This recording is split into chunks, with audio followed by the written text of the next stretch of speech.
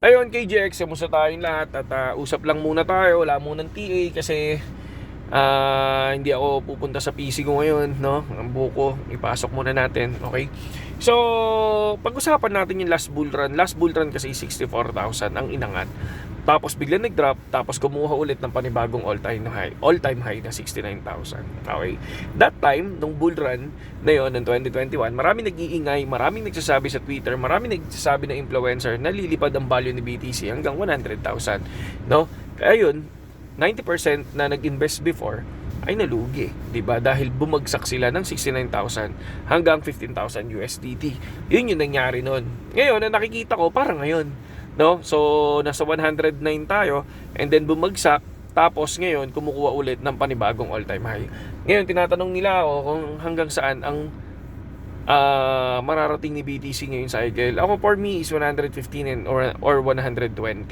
Yan yung akin lang, ha. So, hindi to financial advice, hindi ako expert, pero binabase ko lang to sa mga nangyayari last bull run, no? Tulad ngayon, maraming nag-hype na pupunta ang Bitcoin ng 200,000, 250,000, 175, yan. Yun yung pinaka kukunin daw ni BTC, no? So, good kung yung niya yung kunin, pero ako hanggang 115 and 120 magtitipi na ako at maghihintay na lang ako ng pagbagsak ulit.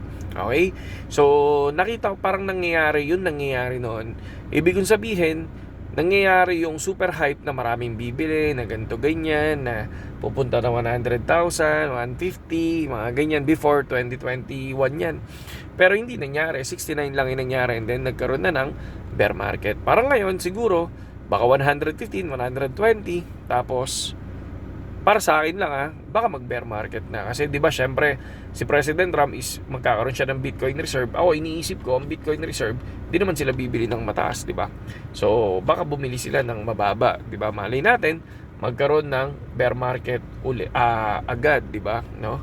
So after 120, baka magkaroon na ng bear market, or after 250 na sinasabi nyo, baka magkaroon na ng bear market, no?